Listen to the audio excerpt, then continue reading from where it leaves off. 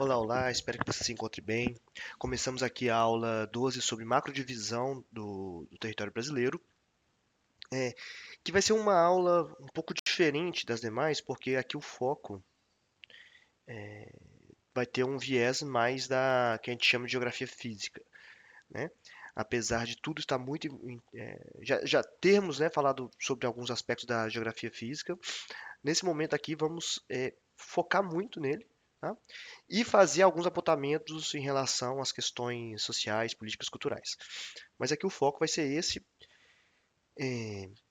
E analisando o exame, né, passados, não é tão assim, não tem grande peso, né, para dizer, eu posso dizer assim dessa forma, o conteúdo de geografia propriamente dito física, tá? Não tem muita pergunta que exige que você tenha ali uma habilidade em entender os conceitos, os processos, assim, por assim dizer. Porém, tem uma coisa interessante. Há muitas referências em relação a essas macrodivisões. Então, o que que nós temos aqui é uma situação que é a seguinte: é uma mescla muito interessante que tem no exame, que coloca perguntas de geopolítica, perguntas sobre políticas ambientais, perguntas de aspectos socioeconômicos que são completadas pelas questões físicas. Ou seja, se não souber isso, se não tiver bem afiado, acaba ali cometendo algum vacilo que não é necessário, tá? Então aqui a ideia dessa aula não é focar nos processos, nas dinâmicas físicas, isso eu vejo que não vale a pena, mas precisamos de entender como que ela é feita e, inclusive, uma coisa que eu sempre falo é aumentar o próprio arcabouço de vocabulário, de compreensão do país, porque a prova tem muitas referências regionais também. Então aqui acaba sendo interessante para poder ter essa dimensão do que é o Brasil, algo que a gente vai fazendo, né? Nós estamos fazendo desde as primeiras aulas, mas aqui é mais um momento que nós podemos fazer isso, tá bom? Nessa aula nós vamos ver alguns conceitos relacionados a essas macrodivisões, mas vamos focar em dois tipos de análise que eu vou fazer mais para frente nas aulas, nós vamos entender isso, que vai ser uma análise conjunta entre biomas brasileiros e domínios morfoclimáticos, que é uma classificação exclusiva para o espaço brasileiro. Né? Os domínios morfoclimáticos é uma divisão feita somente para o Brasil e não se aplica, por exemplo, à compreensão dos biomas que pode ser reaplicado em qualquer parte do mundo. Tá bom? Então vamos lá. Aula 12, macrodivisão natural do Brasil. Bom, essa macrodivisão que nós estamos fazendo, na verdade, é uma regionalização de fatores naturais que compõem o território brasileiro. Regionalização, vamos lembrar lá das nossas aulas sobre categoria de análise da geografia. Regionalização é quando nós delimitamos partes do espaço conforme algum conjunto de fatores, né, que há em comum. Essa regionalização pode vir de um tipo de parâmetro ou conjunto deles. Nós podemos regionalizar o Brasil conforme o clima, conforme condições socioeconômicas, biomas, cultural. E aqui nós vamos ver um tipo de regionalização que é muito próprio para as questões naturais, que são a bioma e domínio morfoclimático, como que eu estava falando. Então essa divisão que pode ser por clima, relevo ou biomas, os domínios morfoclimáticos procura sintetizar esses três elementos. Tá? Morfoclimático, o morfo está relacionado às formas. Né? Então, as formas como a superfície da Terra se apresenta nesses locais, em relação também ao clima, que é um grande. Né, o clima aqui pode ser entendido como um conjunto de agentes exógenos que modelam, né, que moldam a paisagem. Então, outra forma de dizer os domínios morfoclimáticos são unidades paisagísticas. Tá? Não há problema nenhum em dizer isso, porque considerando um país muito diverso, que compõe várias latitudes, compõe também muitas extensão entre o litoral e o interior do continente, e que ainda revela relevos muito também diversos, né, em cada parte do país, visto a dimensão continental, essas unidades paisagísticas tentam fazer esse conjunto, né, desses elementos que nós estamos apresentando. O bioma também é um tipo de divisão, um tipo de regionalização muito importante. Nós já falamos sobre esse assunto e acho que é importante relembrar.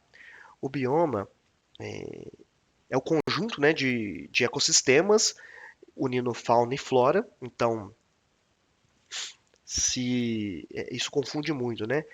Muitas vezes nós podemos ter plantas, tipos de árvores comum em todos os biomas brasileiros quase.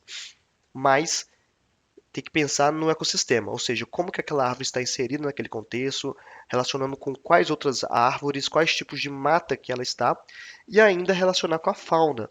Então, o bioma é algo bem difícil, né, na verdade, de se estabelecer, mas depois de compreender essas relações de ecossistema no país, nós temos hoje uma divisão desses biomas que são muito utilizados, inclusive, para políticas públicas próprias, tá? A depender do bioma onde está inserido, há certos conjuntos de políticas ambientais próprios. Então, é algo que foi incorporado à legislação, por isso reflete ainda mais, né, a importância da compreensão do bioma. Então, mais uma vez falando, é uma questão natural, muito relacionada com política e, portanto, social e econômica. Aqui, para não dizer que nós falamos sobre isso, mas, mais uma vez, não é foco, tá, do exame, mas aqui é importante para pelo menos entender como que os domínios morfoclimáticos vão ser depois traduzidos, né? Nós temos aqui o mapa de clima do Brasil do IBGE. Você consegue encontrar esse mapa na internet facilmente, em PDF, em tamanho maior, então é possível analisar cada elemento aqui. Mas basicamente, esse mapa revela divisões climáticas e subdivisões também climáticas, que relaciona temperatura e precipitação. Então, quanto mais roxo estiver, mais quente é aquele clima. E quanto mais azul, e ali, né, nós estamos vendo ali lá embaixo na legenda cinza, mais frio. Nessa divisão, nós temos as subdivisões, como vocês podem ver ali, o roxo que vai diminuindo a intensidade, passando para o amarelo, verde, azul e depois o cinza. Essa subdivisão dentro do roxo, por exemplo, não, essa subdivisão dentro do roxo, especificamente, é em relação à precipitação. Ou seja, são climas quentes equatoriais, mas que o mais roxo, além de ser quente, ele também é onde se mais precipita, onde tem mais acúmulo de chuva ao longo do ano e menos meses de seca. Ou até mesmo não há um período de seca. E quanto menos roxo, maior esse período de seca. Tá? Só para repetir aqui para ver se eu falei errado. Vai aumentando o período de seca, ao ponto de ter ali 1 a 3 meses, ou até mais, né? No caso daquele roxo mais claro, pode chegar até 6 meses, 4 meses de seca, como é o caso dos climas tropicais. Tá? Nós também temos esses climas em amarelo e vermelho, que são está relacionado ao clima tropical semiárido. Depois vou explicar por que eu digo assim, tropical, mas também semiárido, que são aqueles meses que são as regiões onde, além de ser quente, é mais seco, tá? Chegando ao ponto dali do vermelho ter mais do que 6 meses, né? Chegando até 9 meses ou 10 de meses secos. Ou seja, seria o mais próximo do clima árido que nós temos no Brasil. Lembrando que nós vamos discutir isso ainda nessa aula, em algum bloco mais para frente, sobre a. Porque esse clima aqui que nós temos é considerado semi-árido, porém já está, né, apareceu desde 2010 o clima árido no Brasil por conta das mudanças climáticas. Mas tem uma discussão a respeito disso que nós vamos ter que trabalhar melhor, tá bom? E ali nós podemos ver também no litoral mais incidência de chuva, como por exemplo ali no sul da Bahia e na divisa do Espírito Santo, ou seja, um clima tão chuvoso quanto os climas equatoriais, amazônicos, não chega a tanto, mas tem muito pouco tempo de seca, né? Que vai passando por um clima mais frio, né? Ali o verde, isso muito por conta da altitude e altitude, né? Então as altitudes dessas áreas colocam um clima, transformam em um clima mais frio. E depois nós também temos os climas subtropicais, ocupando ali quase toda a região sul do Brasil, e atinge também as serras mais altas ali na região sudeste, que vai ter, né, mais meses chuvosos e poucos meses menos chuvosos. Até também tem os climas muito frios, né, que estão relacionados tanto à latitude bem alta, que é a latitude ali próxima do 30 graus, né, próxima ali de Porto Alegre, e também relacionado às altitudes, ou seja, ao conjunto de dois fatores principalmente, né, que é a latitude e a altitude. Mas eu estou falando isso para vocês, mas uma coisa que é importante deixar claro é que eu gosto muito dessa subdivisão, desculpa, dessa síntese que o próprio mapa apresenta. É um encarte que está aqui na parte esquerda, mas à direita eu ampliei, para mostrar que o Brasil, né, a gente pode compreender ele com os seguintes climas. Olha só aqui para baixo.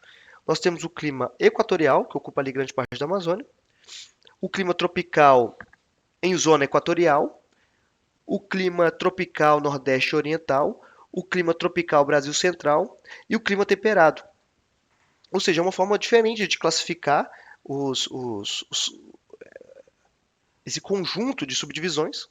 Eu também gosto porque é mais fácil de compreender, entendendo que o Brasil basicamente vai ter um clima equatorial, climas tropicais, incluindo o semiárido, como vocês podem ver, e depois o clima temperado ou subtropical. É uma divisão que facilita a compreensão em caso de você não ter guardado como que é essa subdivisão específica de cada local, né? Outra coisa, clima é definido por padrões meteorológicos de no mínimo 30 anos. Então, pode haver mudanças, né? Inclusive essa que eu acabei de apontar sobre a aparição de climas áridos no Brasil. Nós também temos esse mapa de unidade de relevo do Brasil. É um mapa mais complexo ainda, né? Mostrando a nossa diversidade orográfica. E que aqui é basicamente o quê? Uma divisão, né, do território, com essas referências de cores remetem, ora, pela estrutura geológica onde está instalado esse relevo, como por exemplo crátons ou bacias sedimentares, mas também bacias hidrográficas. Então, as nomenclaturas variam muito nesse sentido. Mas basicamente, o que é a unidade de relevo? Como diz o nome, né, a unidade é uma forma de agrupar formas de relevo. Gostaria muito de ter essa oportunidade de explicar como que os relevos funcionam, visto que esse é um problema que atinge não só estudantes, mas muitos professores de geografia têm muita dificuldade para compreender as dinâmicas do relevo, as categorias, classificações. Mas assim, uma coisa que eu posso resumir e tentando assim, para a gente não tomar esse tempo, visto que não é tão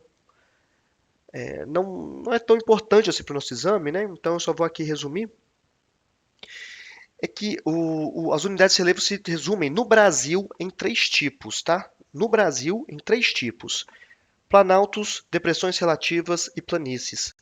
Planaltos, áreas mais elevadas, podem ser planas ou acidentadas, não importa, onde vai haver mais erosão do que sedimentação, muito mais erosão do que sedimentação. Isso é, ao longo do ano, Por mais que tenha erosão e em algum momento alguma sedimentação ali, por conta de algum rio que esteja nesse planalto ou algo assim, vai haver ao longo do ano mais erosão, vai ter mais perda de material do que acúmulo. Isso de forma natural, sem considerar as interferências humanas, que basicamente só aumenta a erosão em algum local. Então, isso aí é o planalto, tá? Qualquer tipo de planalto pode ser chapada, que tem o topo plano, pode ser uma serra, né? Um conjunto de serras que tem, que é mais acidentado, pode ser uma cuesta que tem uma formato mais assim, né? Uma escarpa íngreme e depois outra menos íngreme. Beleza. O que que são as depressões relativas? São as áreas mais rebaixadas, com menor altitude, onde também vai prevalecer mais a erosão do que a sedimentação.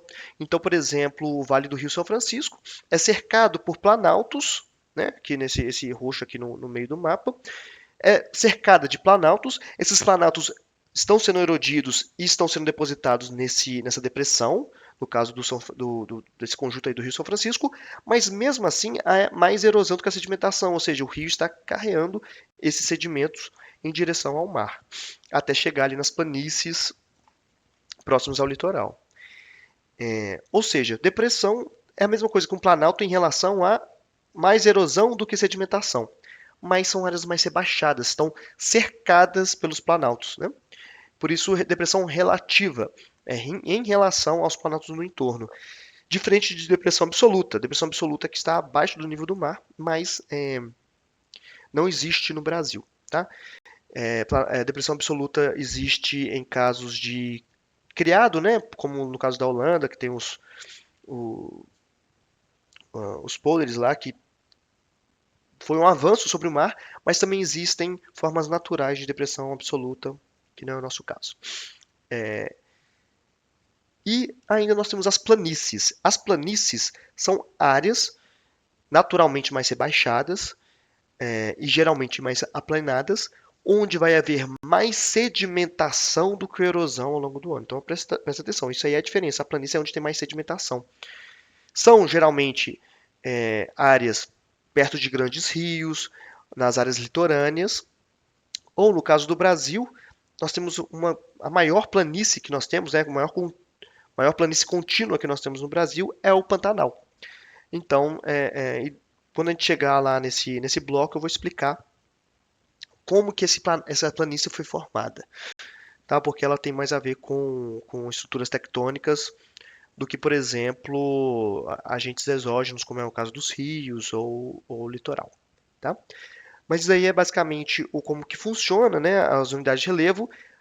Aqui é tão complexo e também acho que não precisa a gente entrar muito no assunto, mas quem quiser também tem esse mapa disponível no IBGE e você pode dar o zoom para entender as nomenclaturas de cada planalto, de cada depressão, cada planície e também tem outros nomes como os patamares e tal. E caso tiver dúvida, né, tiver interessado, querendo entender mais, eu recomendo a compra desse livro daqui, que é o Dicionário Geológico Geomorfológico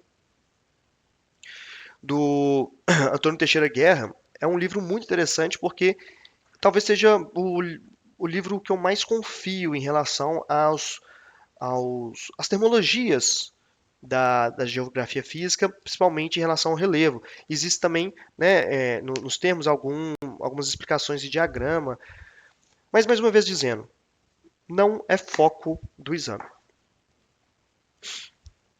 E finalmente a gente chega aqui no mapa dos biomas brasileiros. Tá?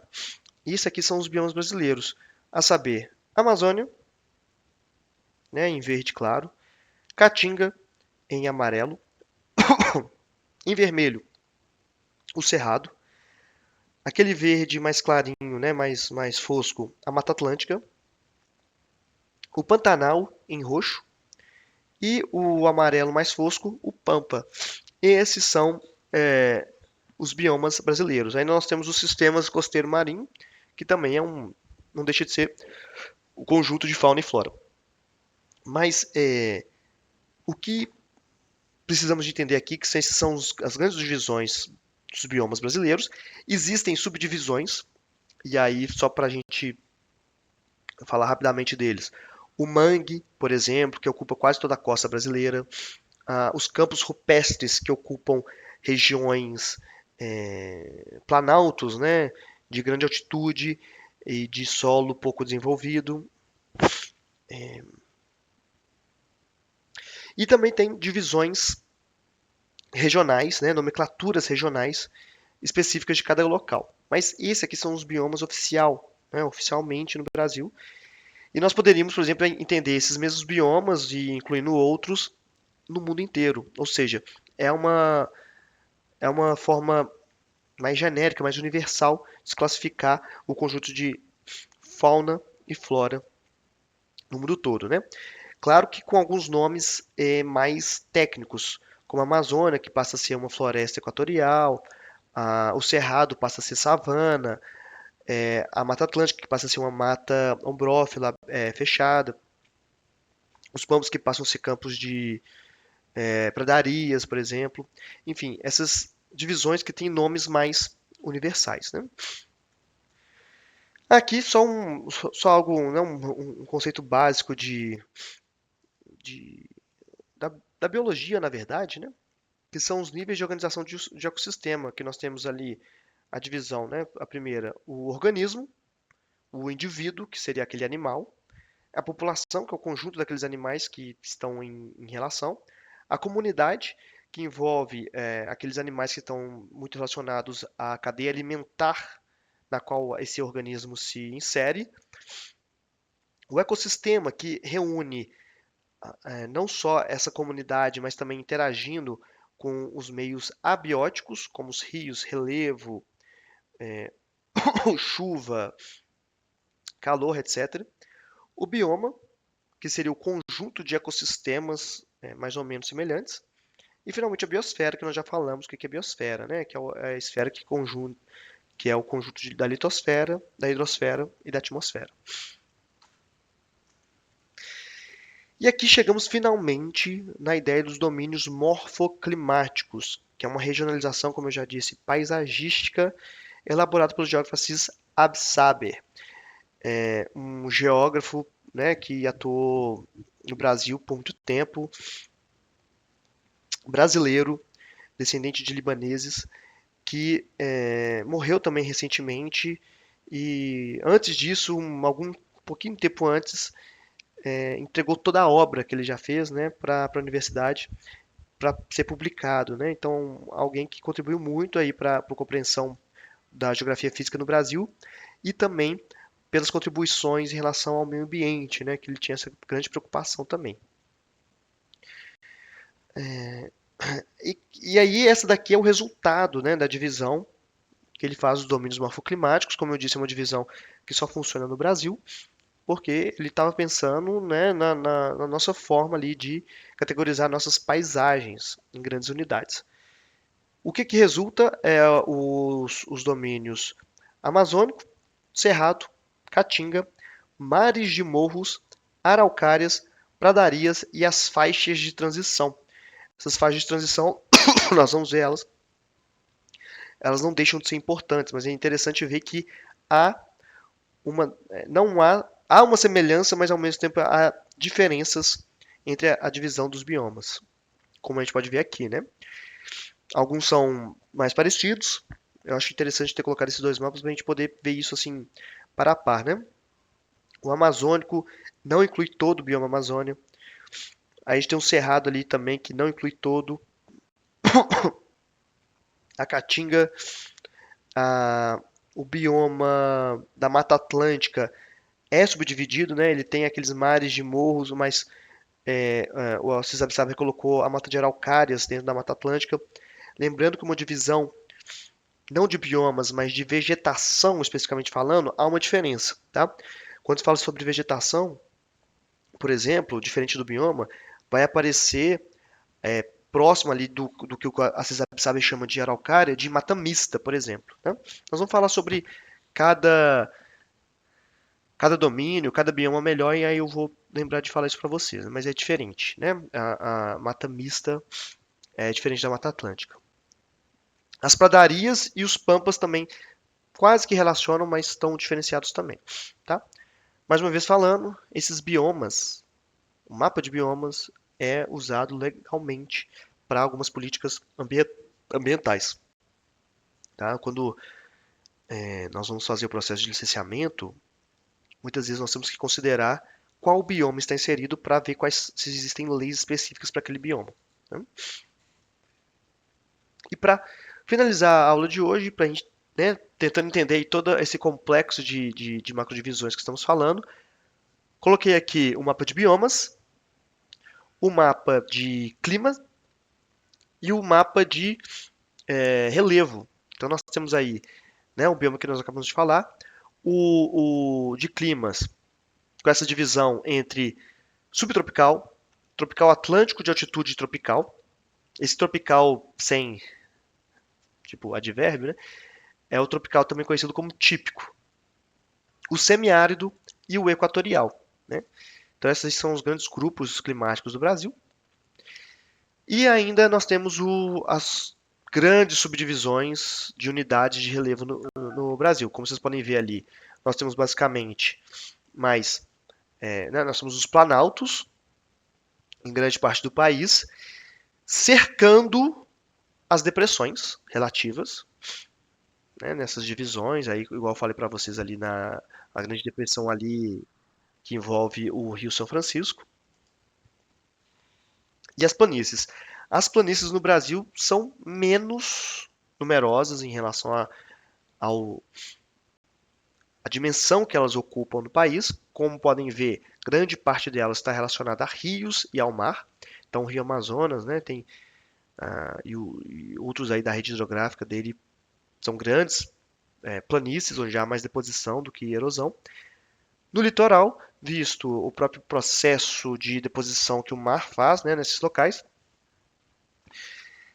e outras regiões ali relacionadas aos rios, como o Rio Araguaia, que vai ter regiões de maior expansão do rio, formando ali grandes lagoas. E, para finalizar, desculpa, finalizar não, para finalizar em relação às planícies, o Pantanal, que é uma área que está relacionada com rios, com lagoas, mas que são consequências, em grande parte, desse rebaixamento que houve nessa região. E aí, quando a gente for falar sobre o Pantanal, eu vou explicar direitinho como é que funciona, tá? Pessoal, isso aí é a nossa introdução sobre a macrodivisão. Nas próximas aulas nós vamos avançar mais sobre esse assunto e depois falar um pouco especificamente sobre cada um, tratando de questões físicas, mas também ambientais. Tá joia? Até lá!